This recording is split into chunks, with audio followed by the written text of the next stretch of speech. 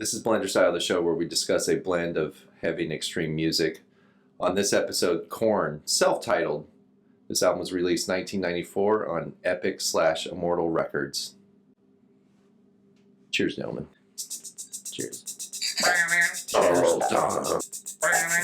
This was my pick. I've never been a really big Korn fan, but I distinctly remember hearing Korn for the first time in high school. I was a freshman, and I was just this like punk little kid. I didn't know shit about anything.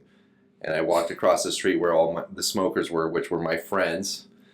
And some car pulled up, and it was playing Blind, right? The cymbal part at the beginning. And then Jonathan Davis says, "Are you ready?" And it's like that sound comes in. I literally have never heard anything like that before.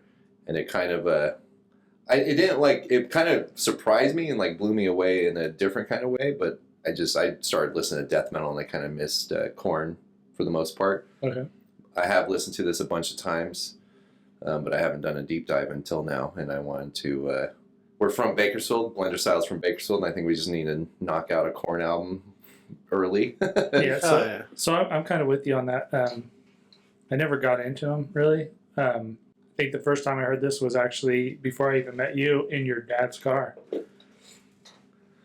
Me and Will were walking across town to pick up his guitar amp from his house down there by Kmart. Who's Will? Just some dude. Oh, okay. And on the way back, we got lazy and tired, and we stopped by the hospital where my mom worked, and your dad was there. Talking to your mom? Schmoozing. Schmoozing. He would use that same word. And he's like, "Oh, I could give him a ride home." And this came on the radio on the way back, and I was like, and I think it was Chutes and Ladders. Oh, with the bagpipes? Yeah, and I was like, this is so corny. Oh, shit, yeah. It was, though, because it's songs about, like... And from that point on, it was a turn off from the band. Okay, interesting. Just because it was so... I think at the time it was just, I think I was, 14 years old? And I wanted to be, grown up, and that was too childish for me. And I was like, no, dude, I'm not down with this childish crap. Well said. Nursery rhyme shit. I first got into this record from a friend of mine that we used to skate with, but we were in elementary school. We weren't even in junior high. And I don't know, I was young, and we used to put this on, and he had a big exercise ball in his room, and we would fucking jump off his bed and onto that ball. We were crowd surfing and shit. And I just remember it being the heaviest, scariest, craziest thing I've had heard up to that point. At the time, this was heavy. I mean, you didn't. This was something that was 94. It came out. That's when Kurt Cobain died. It's 94. The end of grunge, And the band formed in '93, which is kind of crazy because the Bakersfield music scene back then was mostly just punk rock.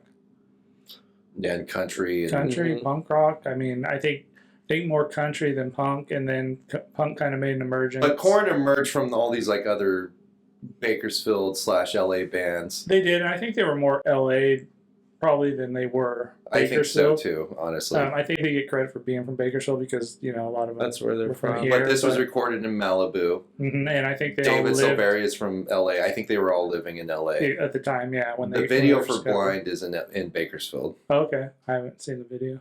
Yeah, it's okay. And but all these dudes grew up in Bakersfield, like Jonathan did, and a lot of the other members. Yeah. And this came from bands like Sex Art, which is pretty good. And there was some association with other bands in there, Cradle of Thorns, which later became Videodrome. Yeah, I remember that. And then Ryan Shuck has writing credits on Blind. Really? I didn't know that. Yeah, and he was in Orgy, and then later, now he's in Edema. He's the singer of Edema now. And he grew up in Taft, California, which, Casey and I grew up in Taft. He actually, his parents or grandparents lived right next door to us when we lived out there in Maricopa. So all of us have some, remote association. Yeah, which I worked with someone's mom who, I worked with a guy that actually went to high school with him. And I was like, what'd you think of him? And he was totally just was he was an idiot, He actually made fun of him. I was like, oh, so you're that guy that he's singing about. Yeah, exactly. And he totally had that type of personality too. Fascinating. So you may have met someone or known someone that influenced this Korn self-titled album. I guess so. No, let's not say it like that. But yeah. All right. Let's talk about what this sounds like. This is straight up nu metal, and this is probably like the first like major nu metal album. Yeah. So at the time, I don't think it was labeled nu metal. I think that label came along. I think at the time it was more scary music. Or like hip hop metal, because there's some Maybe. Just hip like hop. heavy rock. Heavy rock, something like that. I mean, it has aspects of like funk influence. That's the It bass has sound. like a hip hop influence, which they later, in their career kind of dove into like, follow the leader and stuff.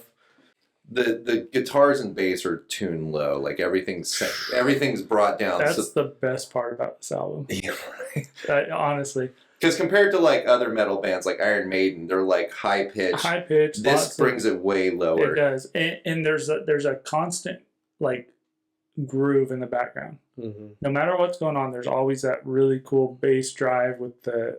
I mean, Philby does an awesome job on the bass on this. So he plays with his hand. He doesn't use a pick. No. And you can hear his fingers and his hand. Yeah, and he's his tuned right so hand. low you could hear the frets and all that stuff. It's great. And there's points within the album that he's kind of highlighted, Mm-hmm. and I think he even shines even a little bit more. He's a pretty good bass player, I would say, for sure. And on top of that, I think he might be the driving force because there's not a lot of guitar Agreed. work. The guitars on this are more sounds more than and more guitar sounds and tones than they are guitar riffs. There's some parts where the guitar's forward and you get some really good grindy riffs and stuff, but for the most part, there are a lot of ambient background noise and tones and stuff in the background, and the bass and the drums are what are driving this. It's kind of what I like about this record is it has, and what I like about bands like the Pixies and stuff is like it was like heavy, and then it would come real low. Mm-hmm. Oh, And interesting. then it'd get heavy again. Nirvana was also kind of the same way, and that's what I love about this record is it it grooves when it grooves. It's heavy when it's heavy. There's like a deep growl at one point in one of these songs. You're like, what the fuck? Like death metal growl. You're like real low and long. Yeah. Like 1994. He was bringing in some. These guys are clearly fans of music. Oh yeah. You hear a lot of influence from a lot of different genres on I would this. agree with that for sure. Yeah, they didn't come together with a bunch of like-minded people who are like, I'm into the same type of music. They were like, hey, I like rap, I like reggae, I like metal, I like. They were Folk. some misfits for Yeah. sure. Well, And- Jonathan Davis definitely listened to like new wave, like Duran Duran, that kind of And stuff. well, they made it work, and it works great. But he listened to like a Cannibal Corpse album or something. You know what I mean? Dude, To bring those kind of crowd. for sure. I've heard him even say in like interviews that like the only like real heavy music he listens to is Cannibal Corpse. I think I heard that too. And he like literally wears like if I see him wearing something of a heavy band, if it's not a black T-shirt, it's a Cannibal Corpse shirt. They brought a different aesthetic to music too. Like a lot of metal bands were wearing like leather and spikes, or they were wearing glam paint, makeup and shit. Adidas jumpsuits, dude. Dude, they were wearing tight Adidas clothes, primarily, right? Like Yeah, man. definitely a hip hop kind of influence, like nicer clothes, more flashy. You have to think around the era that they probably grew up to is like, popular music was pop music. The 80s was very pop influenced. Even the rock and roll in the 80s, like the top chart stuff that you would hear on the radio, definitely had like a poppy sound to them. So it's kind of hard to miss any of it, right? Oh, yeah, for sure. Let's talk about his vocals. Jonathan uses a lot of different sounds and techniques on here. It sounds like he's like gritting his teeth and trying not to scream most of the time when he does like a lot of the more angry, like angsty kind of sounds. It's like he's trying not to scream and he's like talking through his teeth. There's a lot of weird vocal patterns, like enunciation patterns and things that he uses on this, to where when you're trying to follow along with the lyrics, like you said, it's like he's singing through his teeth, and some things just aren't enunciated, and you'll be reading the lyrics and like, how did they come up with that? Right, like Was he's the just lyric. he's like angrily saying words and he doesn't enunciate it. But then It's Like- almost like a child. Like and some of wanting it to- is like when he goes a little more clean, it has that childlike quality to it. But but then on top of that, there's so much vocal layering going on this album that I'm wondering if maybe that has more to do with it than his vocal style. There's like if you listen to this on a good set of headphones, there's the voice that's forward, but then there's always this the child kind of thing in the background and like a growly thing in the background, and they're not layered to where they're right on top of each other. They're staggered to give you kind of like that really out of focus, kind of distorted, hard to follow sound, and it works really well. I think honestly, Jonathan Davis is also a really talented vocalist, especially around this time. He was trying to find his voice, and he was experimenting, and it was like, give and go, and like I said, the vocals ride with the music. Like there's the heavy parts. There's, like I've said before, but like they flow so well. Everything in this record, I think, flows. And that's kind of what I'm getting at. Like like you said, it's like he's trying to discover his voice. So he's got so many different voices. And he's like, well, maybe it's this one, maybe it's this one. And they kind of layered them all on top of each other. And it sounds muddy at times, but it works overall throughout the whole album. It works really well. And he started experimenting with like some almost like scat, like on Blendtongue, where he's like saying gibberish that doesn't make sense. You mean Walter? Yes. So that song Blendtongue, we had a friend named Walter, and we would only hear Walter. No, that's all he would hear. He thought the song was about him. So Jonathan would do some of this scat sound like on Blendtongue, right? And then he did that a lot later on for sure. And it definitely, like you're saying, he's trying to experiment with his voice. He's definitely got his own style for sure. Like when you hear Jonathan's voice, it's uniquely his, yeah. You know it's him, Like Maynard or somebody, you know what I mean? When you hear it, it's like, I know who that is. So he did the music for Queen of the Dam, that movie. Yeah, they worked on that for like 2 years. And he did all the vocals for the movie, like the soundtrack in the movie, and then on the actual soundtrack they used different vocalists, like the dude from Static X and Disturbed. Oh, okay. But in the movie, the main character sings, and it's Jonathan Davis's voice, and I was not aware of that. It's unique. It's very definitely Jonathan Davis, and then he did some solo stuff. He did a solo album, Black Labyrinth, which is killer. And again, like you're saying, it's like his signature kind of sound, and he's really kind of honed it over. But I like this album because it's real raw. And you can feel raw. The experimentation. Like he's doing the like death metal like low growls and stuff like that. Like he's trying a bunch of different stuff. Well, you got to also take into account, this band was they were formed in '93 and they were signed, and their first album came out in '94. Yeah, no time at all. Yeah, no time to. But really these were guys that were already in bands that were kind of big. They were and within the LA area and stuff. So I think that kind of helped. I think it was kind of like maybe they were in bands already that were kind of getting some talk about. Do you think this was like a local band super group, kind of maybe?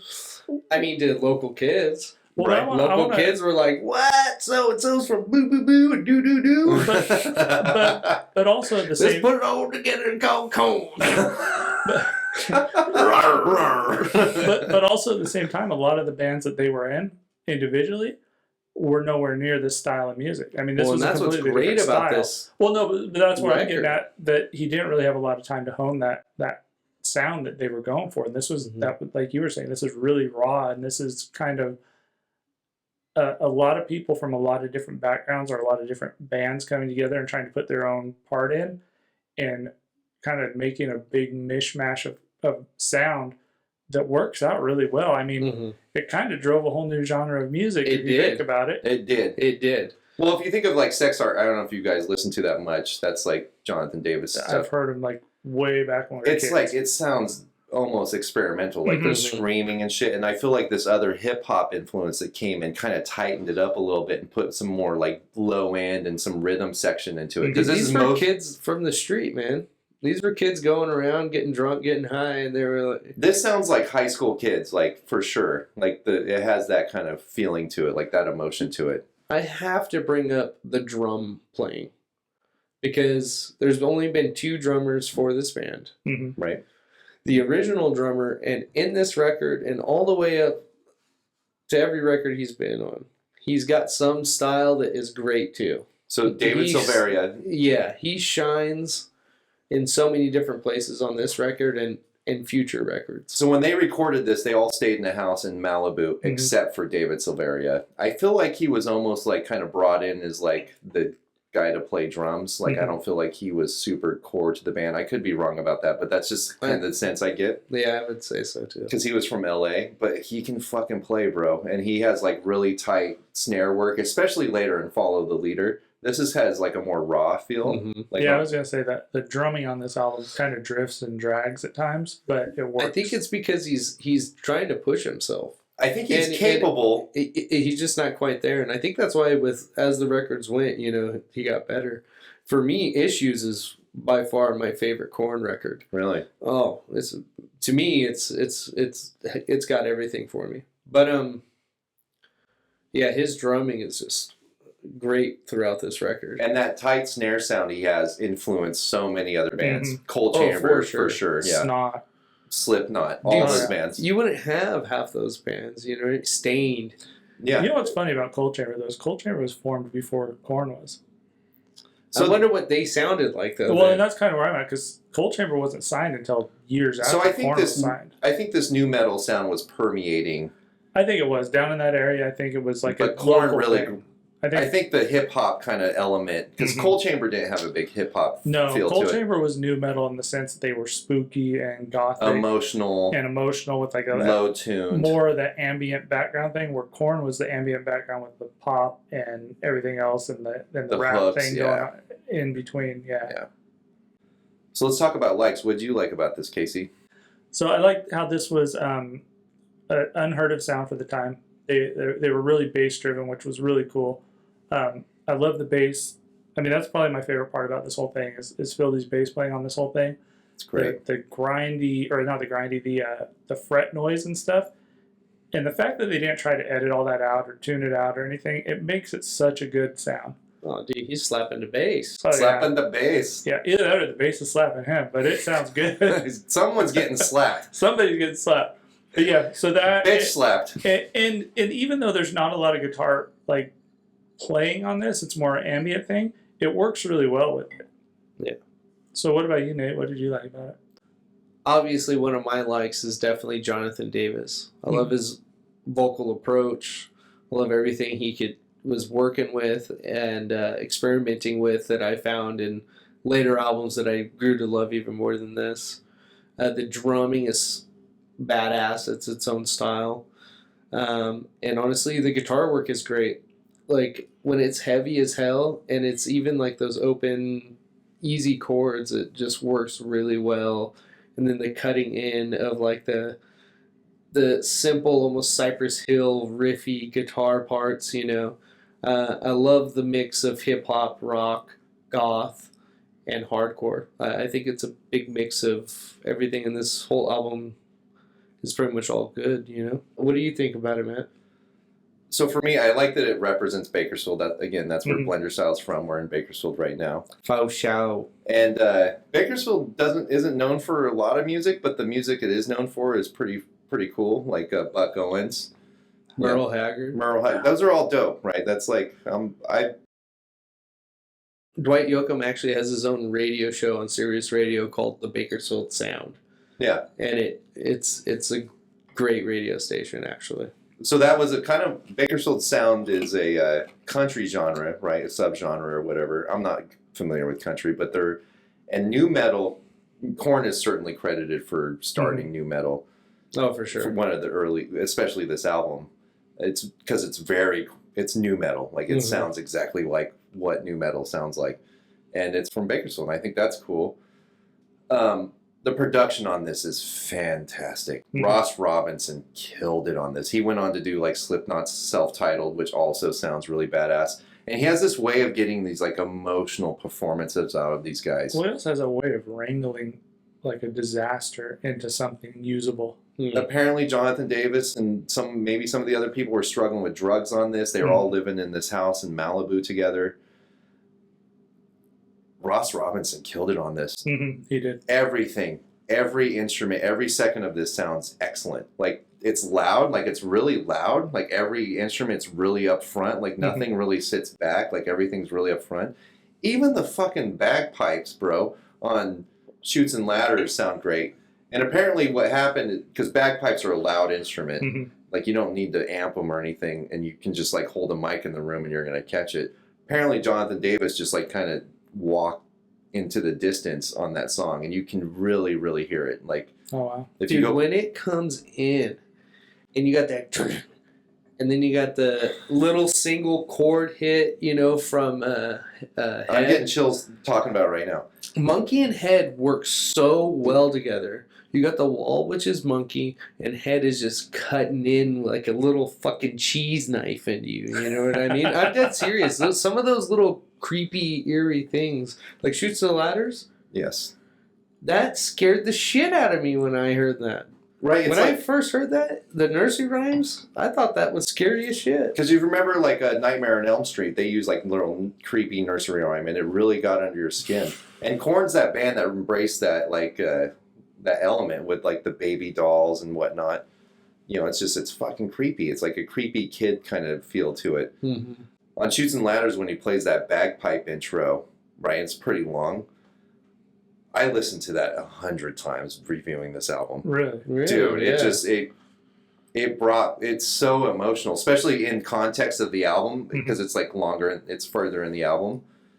This is an emotional album. Jonathan Davis is pouring his fucking heart out on this. Shoots and Ladder, that playing on the bagpipe really sets the tone for it, and then it ends with Daddy.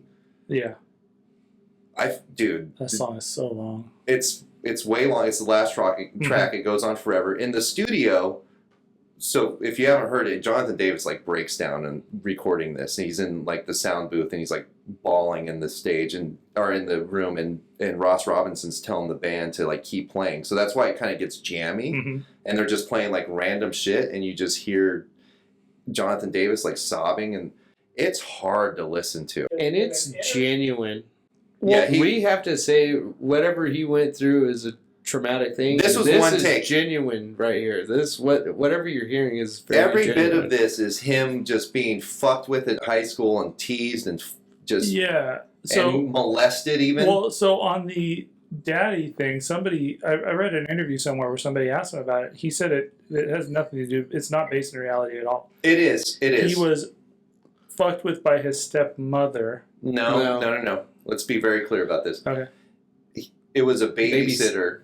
Oh, okay. A female babysitter. He didn't want to name the person. He brought the allegations to his family. It wasn't well received. But it wasn't his actual dad. It was not his daddy. No. That's what I was reading. And then in the lyrics, he kind of writes it like it is a male. It's very confusing, actually. It is. So overall, I think this album is fucking pretty killer, but you know, it's not perfect. What did you dislike about it, Nate? I guess the only dislikes that I have about this record is I think it's recorded and produced very well. I think sometimes the mix gets actually a little lost. I wish I would maybe even want to hear this mixed differently. So you can, some things were a little bit clearer, like the bass parts even, I think like, yeah, you knew he was playing the bass, but you couldn't really tell exactly what he was doing, you know? And I think that the mix could be a little different. And then my other negative is Daddy, kind of. I respect what he's got going on.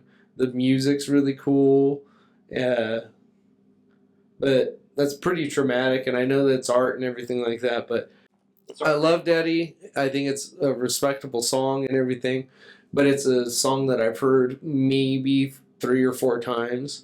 And I've listened to this record hundreds and hundreds of times. And you just skip it. And I skip it because it's just something that I'm not really necessarily wanting to Do you think it's through. too personal? Like, he shouldn't have...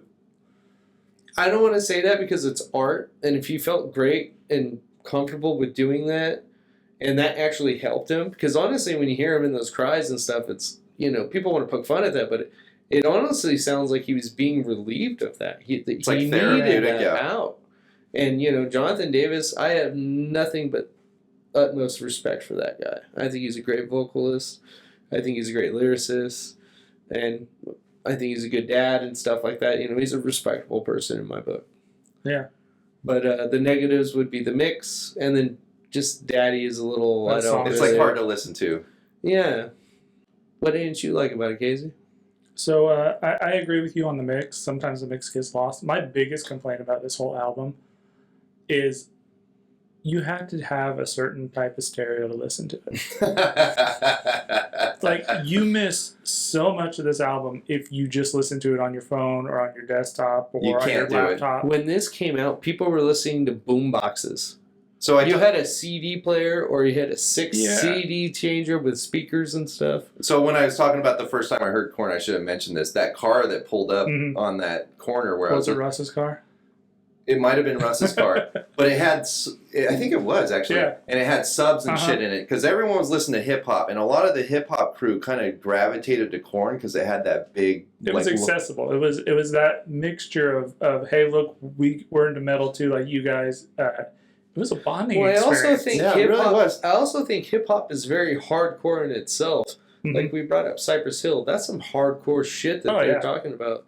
And I think people that just like hardcore extreme shit are going to gravitate to something that's hardcore fucking shit. I know Anthrax is credited for like getting the hip hop, and I don't think so. The hip hop? No.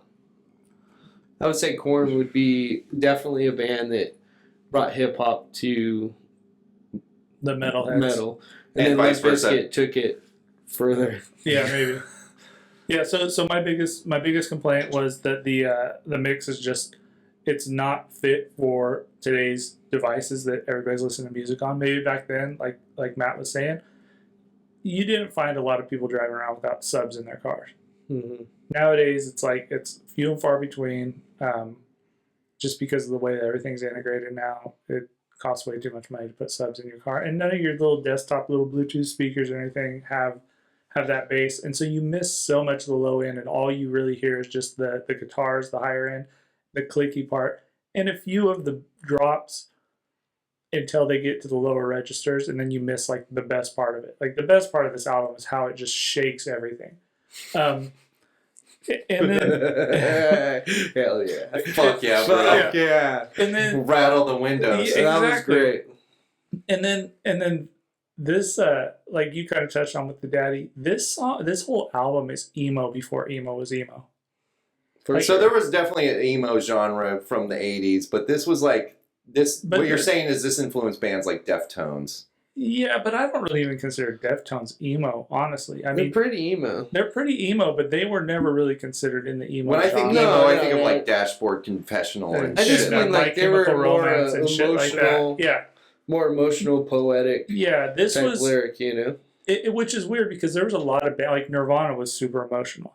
Kurt Cobain wore his heart on his sleeve on a lot of his songs, but he did it in such a way where he wasn't, I guess, whining about it. It was almost ironic. It was, and I feel like a lot of this one, he's putting it out on Front Street. He's putting it out, but he almost feels like he's complaining about it, even though he's not.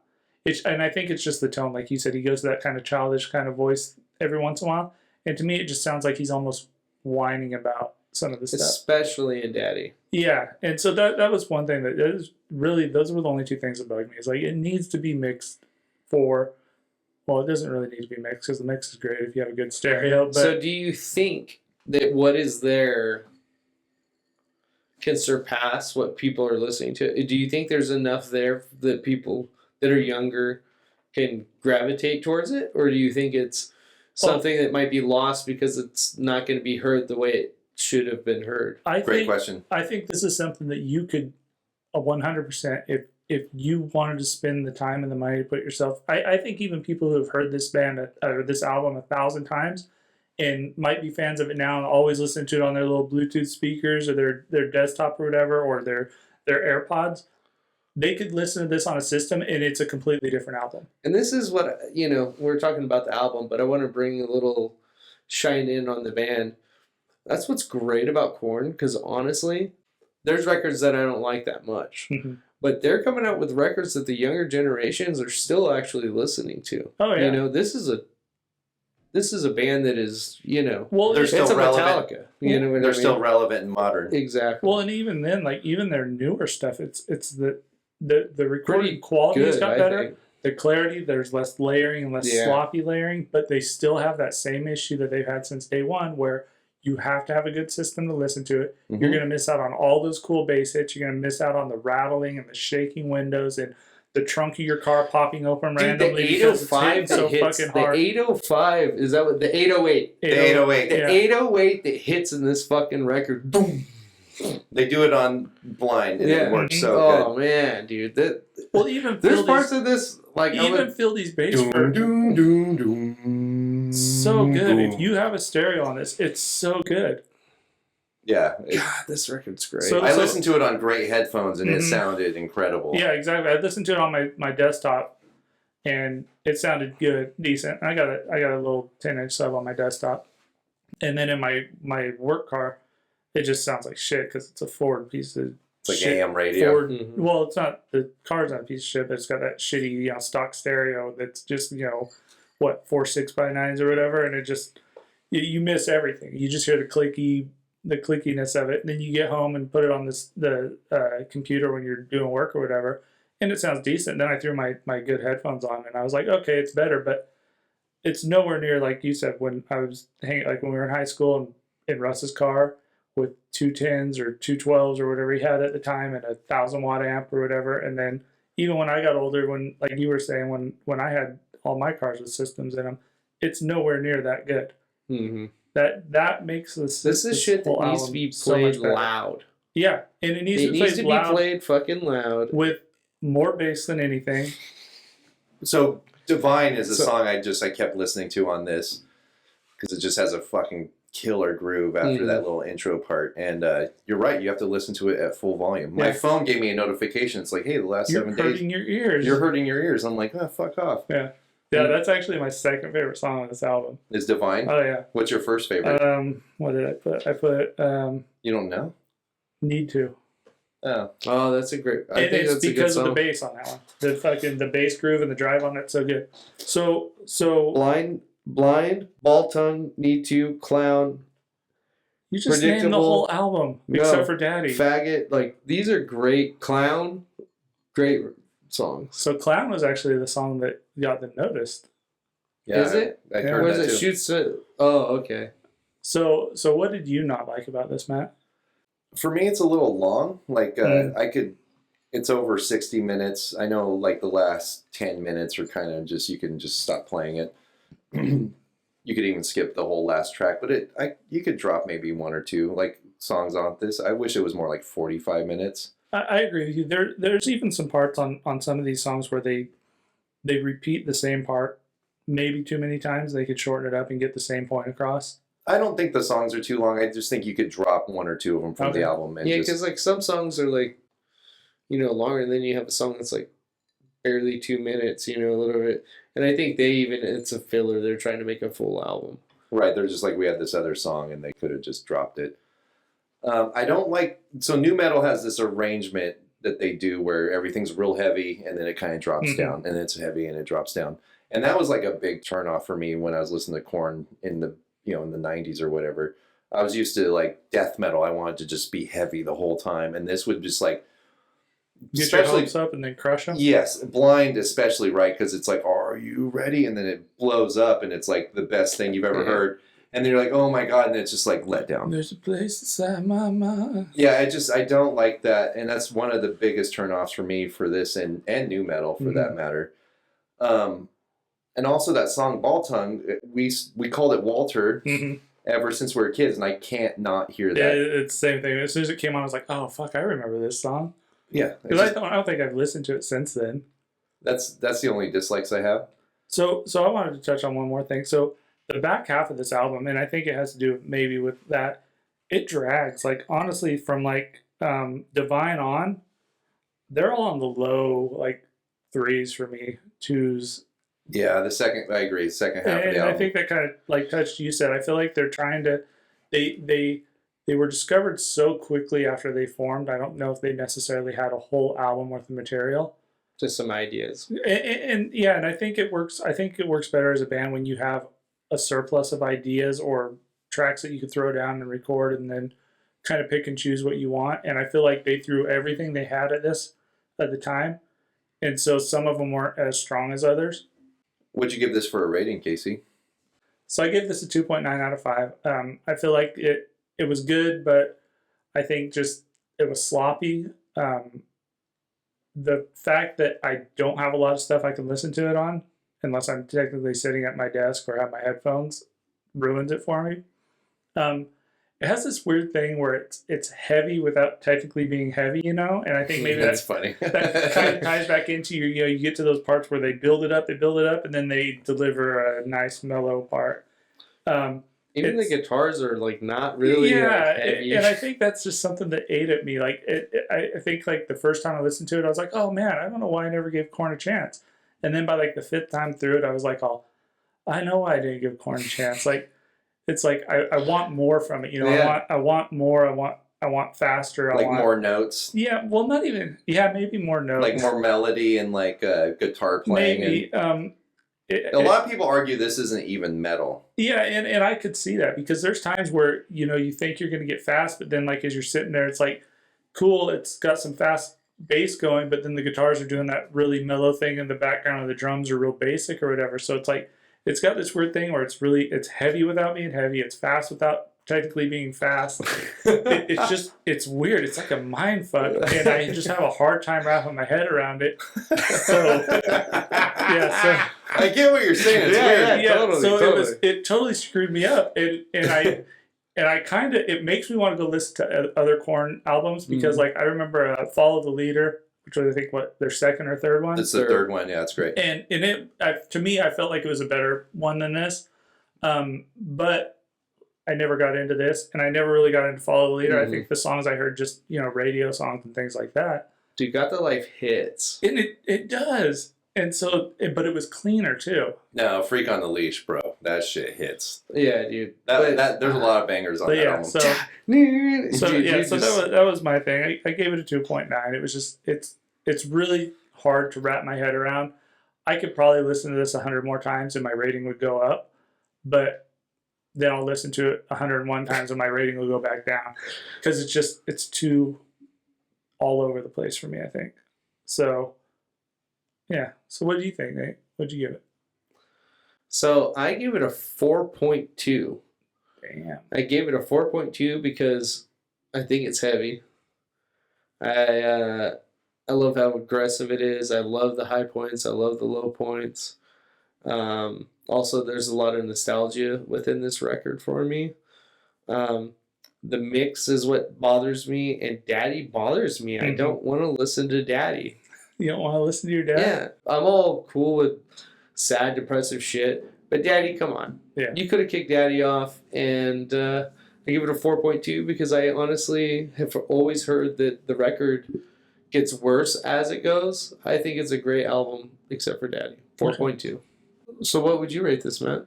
I rated this 4.7 out of 5. Wow. Damn. This sounds incredible, and it still does. This is, 30 years old, 20 plus years old. There.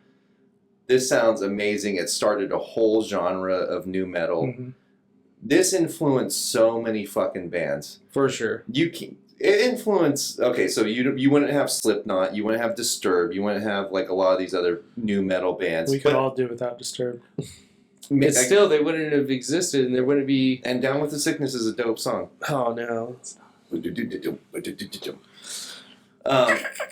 even influenced other bands like Sepultura. Like Roots has a Korn influence to it, and then Blood Rooted. Soulfly. Let's just talk about Soulfly. Soulfly was Sepultura and Korn combined. Mm-hmm. You know what I mean? It had that bounce and everything with it. Fucking Slayer, dude. Diabolus and Musica has a huge new metal sound to it. And it's not a horrible record. It's not a horrible... I like Diabolus and Musica. There's not a Slayer album I don't like. And this new metal ripple exists through metal, and it's not... I don't love new metal, but I think it's fucking rad that this one band from Bakersfield fucking dropped this amazing album and changed the scene forever. And changed it forever. It came out with other great records. Like I mentioned before, Issues is an amazing record. To me, I think that's the most fine-tuned Korn record. I could listen to that up and down. 94 was a weird time for metal, right? Like, Megadeth had just finished releasing their best albums. Metallica Metallica finished releasing their best albums. You know, a lot of the death metal was coming around, but that was still pretty underground. MTV was going like hip hop and R&B. And like grunge was kind of like really taking an alternative. I really think it's crazy that this came out in 1994, the same year that Kurt Cobain died. Honestly, this is like something that put the nail in grunge. Like there was no more grunge, there was no like anymore, you know, like that shit went away, you know, and you got to kind of thank them for that, because a lot of that shit sucked. You had to sift through a lot of bullshit to get good records in the top, you know, radio stations in the 90s, I would say.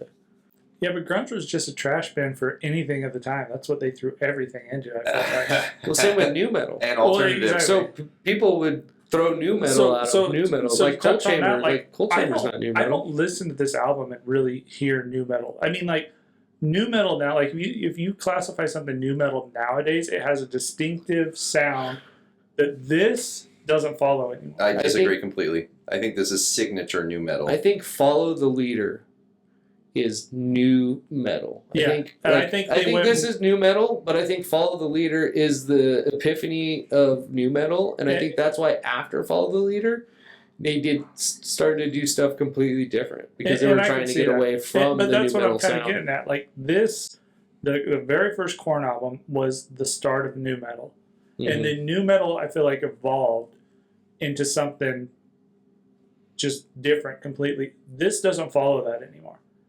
This is something where it's kind of stands off on its own. Like if you got new metal here and you got grunge and everything else, this might be on the same level as new metal, but I don't think it's new metal. This is Blenderstyle. That was Korn, self-titled. Blend, blend, blend, blend, blend.